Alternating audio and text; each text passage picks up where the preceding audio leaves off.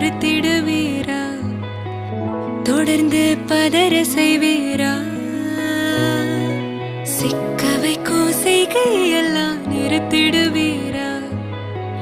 மனசு இயங்கல சீரா? தாசா கிட்ட நேர